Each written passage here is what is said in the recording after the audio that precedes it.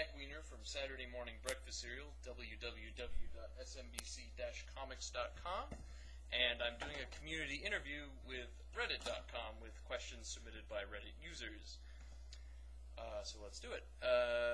Question number 1 comes from Jeff. It is your site profitable? Do you have a job other than webcomic writer? Webcomic writing is my only job. It pays all my bills and even allows me to have a part-time assistant and a manager. So yeah, it's my full-time job. It is profitable. Feels like a weird word to use, but I guess I would have to call it that. And yeah, don't believe people who tell you that webcomics don't make people money, but it does take some time and effort. But it is my full-time job. Okay, question number 2 is from Captain Midnight. It is, was my May 17th, 2009 email really the, quote, best email ever, or do you just say that to everyone, slut? So I thought it was the best email ever. As it turns out, I did a search of my emails to find the email in which I said best email ever, and I found 2 emails. So you can judge for yourself which is better. The email from the questioner was, haha, now you owe me an email, which to me is a great email because often I receive emails from people and I don't know how to respond to them, but this was simply laughing at me and asking for a response, so I just wrote best email ever. But the other best email ever was from someone named Greg St. Pierre, which goes, hi, Zach. So the other day, my 12-year-old daughter asked me to give her a hard word to spell. I go easy on her and say, dictionary. She proceeds to spell out S-N-I-P-E-R. She must have seen that on my screensaver. I hope she doesn't try that out at school. And apparently I also told him he had the best email ever. I guess my point is that your email is in fact not the best email ever. It's only in the top 2. Question number 3 comes from Zentripital. What is your favorite breakfast cereal?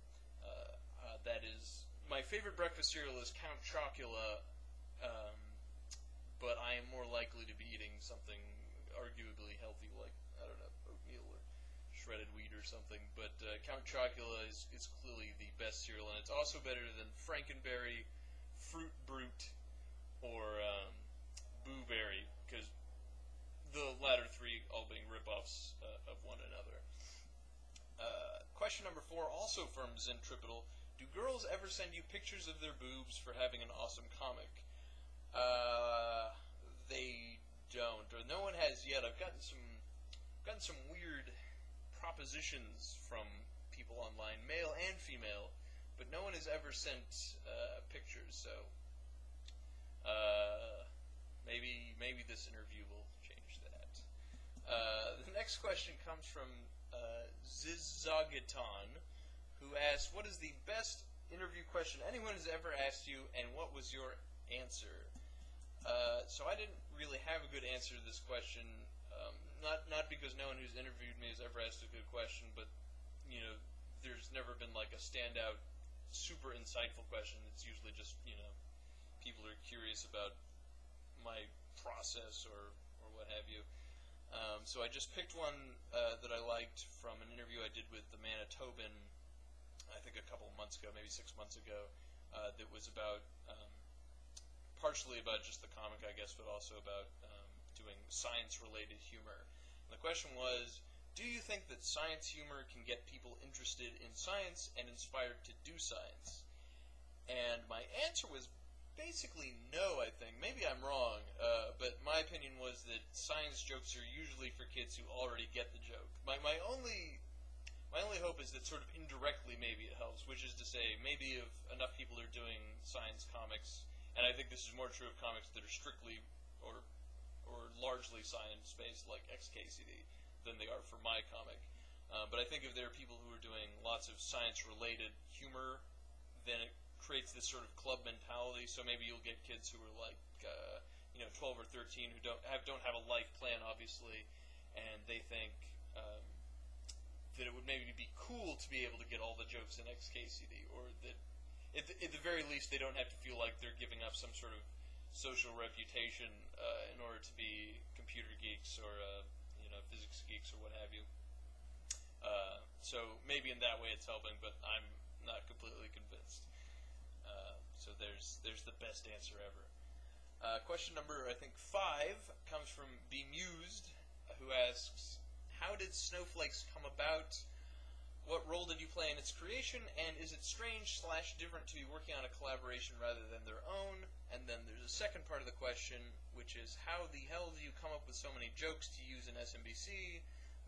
The comic kind of seems natural, as though it's an expression of just what goes on in your head generally, rather than you sitting down each time and thinking, write jokes. Oh, no, wait, that's write jokes.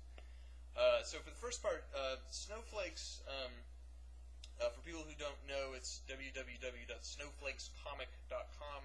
It's a rated PG, kid-friendly comic I'm doing with Chris Jones and James Ashby.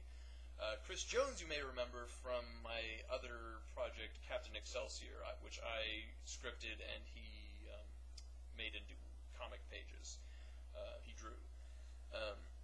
So we had completed that and didn't have a project in mind, and we wanted to do something that wasn't a once-a-week update, because I think Captain Excelsior turned out really beautiful, but it was hard for us to get a big audience going, I think, because we only updated once a week, so it was hard to get regulars, So we decided we wanted to do a more standard strip thing that could be done 3 times a week minimum. I had a couple ideas, and none of them were super great, and then Chris had this idea about these kids who live in sort of perpetual winter, and I think it wasn't entirely fleshed out, but there was something sort of interesting and compelling about that. So then I got my friend and longtime writing partner, James Ashby, to help me with the story, and we ended up doing the story about a bunch of orphans who live in the Andes in this sort of perpetual winter that's hopefully sort of weird and dreamlike, and but it's still PG. So we started writing out these scripts, and then Chris designed the characters, and of course it's all very good because he's probably the best, the best artist in webcomics, in my opinion. Maybe I'm biased. And so now we're, I think, about 6 months into it, and it's going well, and we've got a nice growing audience, and I think it's a good story. To address the second